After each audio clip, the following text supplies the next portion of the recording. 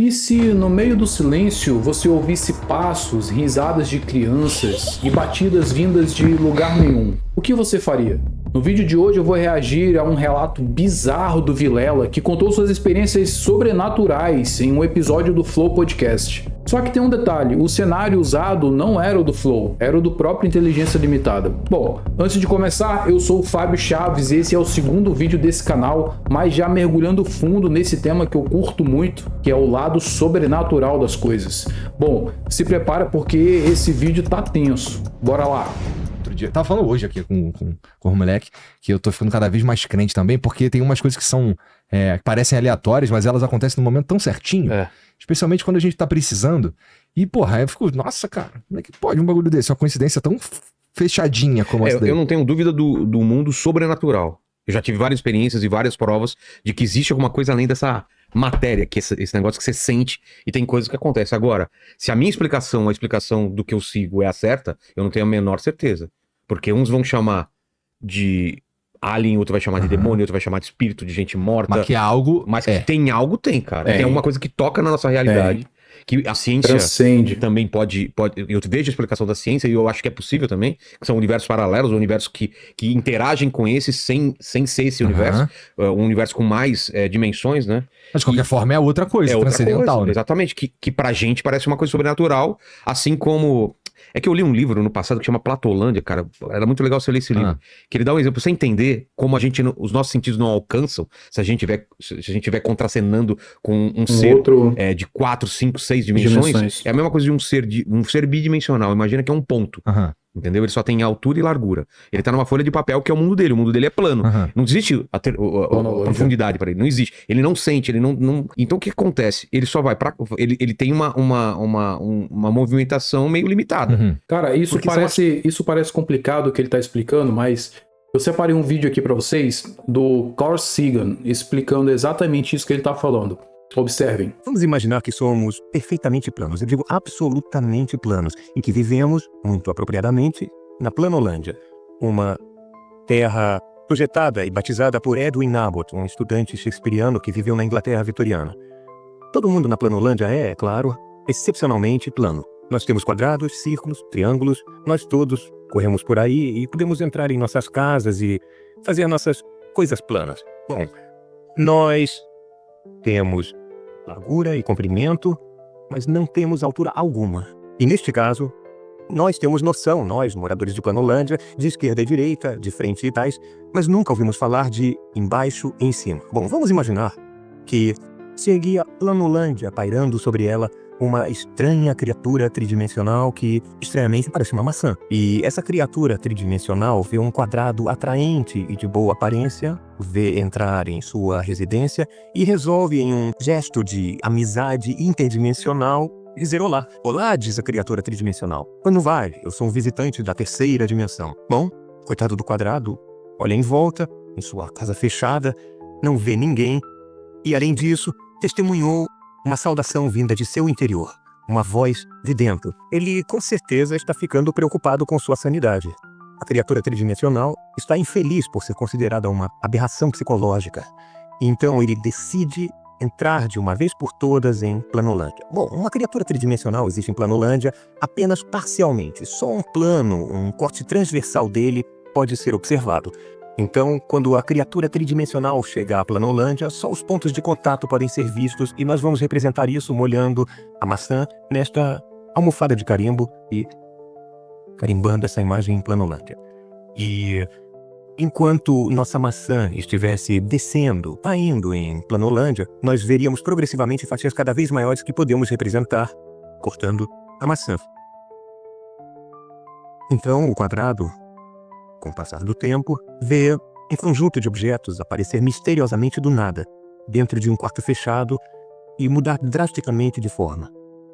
Ele só pode concluir que está ficando louco.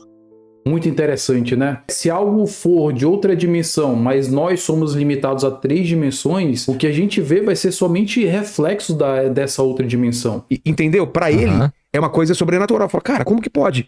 Um ser que era um círculo aumentou, diminuiu e desapareceu. Mas, na verdade, ele só não consegue perceber que era um objeto tridimensional. Mesma coisa pra gente. O que a gente pode chamar de assombração de ET, de demônio, simplesmente é um ser que desaparece aqui, ele se movimenta de um jeito que é em mais dimensões que a gente não consegue perceber isso daí. Então assim, eu estudo tudo, cara. Agora, eu escolho acreditar em algumas coisas e não quer dizer que eu não queira ouvir um cara falando de outra parada. Eu falo, cara... Perfeito, cara, eu faz sou do mesmo sentido jeito. isso, cara. Quando tu teve essas experiências sobrenaturais aí, tu sentiu medo? Tu sentiu Eu sempre sinto medo. sempre? Significa que teve um monte, tem até hoje essas paradas? Tem, porra. Será que eu não tô cara? sabendo ver, cara? É. Você nunca acordou assim e falou, se eu abrir o olho eu vou ver alguma coisa? Vocês já tiveram essa experiência, cara, de estar, sei lá, num quarto até mesmo com pessoas dormindo próximo e ter a sensação de que tem uma presença pesada ali? Complicado, né? Eu já tive essa experiência no passado. E, meu irmão, é tenso, é tenso. Se você já teve essa experiência, conta pra mim que eu estou muito curioso pra saber. Nada. Então, porque você... Eu também, eu peço pra não ter nada.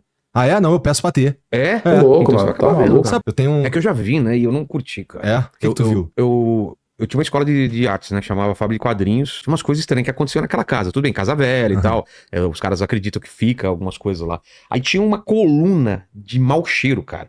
Um dia. Num lugar Coluna de específico. mau Digamos cheiro? que seria aqui, assim. Tá, se passar aí tu vai sentir um fedor. Tá. 1 metro, assim, só naquele lugar. Se passava por lá, não tinha, não sei o quê. E eram 3 andares. Você ia pro andar de cima exatamente como se essa coluna fosse da primeira andar até o terceiro. Era a Rapaz. mesma coluna, só naquele lugar de mau cheiro. E aí tinha um amigo meu, que era espírita, que falou, aí ele explicou que era tudo isso. Mas era uma coisa muito estranha. Aí na outra Isso casa, por si só já é muito já estranho. era bizarro. Aí na outra casa, que era 9 de julho, que era uma casa muito mais antiga, hoje demoliram e fizeram um prédio na casa bem antigaça, bonitona e tal. Às vezes a gente virava à noite lá, porque tinha um estúdio no fundo, e a gente virava trabalhando.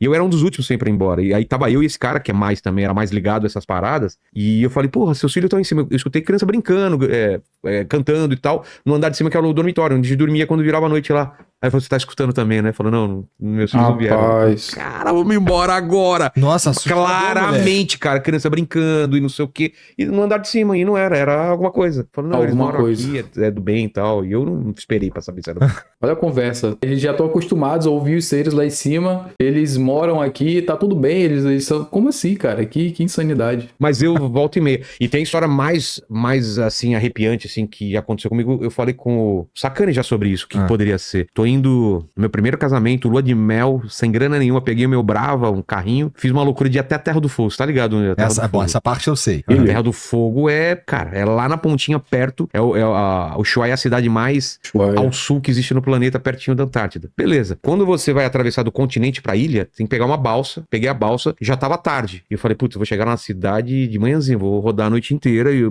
por mim tudo bem. Só que ninguém faz isso, né? A galera vai ficando no hotel. Então, fui pegando umas montanhas à noite, só eu no carro, e pra mim tudo bem. E a Terra do Fogo é conhecida por Terra do Fogo, porque os caras, quando iam passar pelo Estreito do Magalhães, que é um lugar super complicado de se passar, muita gente perdia o navio lá, via ao longe os nativos fazendo fogueiras enormes, imensas, porque é muito frio lá e eles se aqueciam. Então por isso que é Terra do Fogo. E eu vi uma fogueira muito ao longe também. Eu tava aqui, subi na montanha, e ao longe eu calculei uns 10 quilômetros, mais ou menos, tinha uma fogueira, que eu falei, deve ser muito grande, uma bola de fogo, uma fogueira, alguma coisa, e beleza. E eu subindo e virava e não sei o que, e a fogueira no mesmo ponto, assim, tudo escuro, mas eu fazendo o cálculo, falei, essa fogueira já devia ter ficado pra trás. Mas tudo bem, de repente eu tô fazendo uma volta e voltando pro mesmo lugar, e ela tá lá. Só que, cara, é muito tempo, cara. Tô falando de horas, aquela fogueira, aquele fogo me seguindo. E aí começou a me dar um cagaço. A minha primeira mulher lá, a Helena, tava dormindo.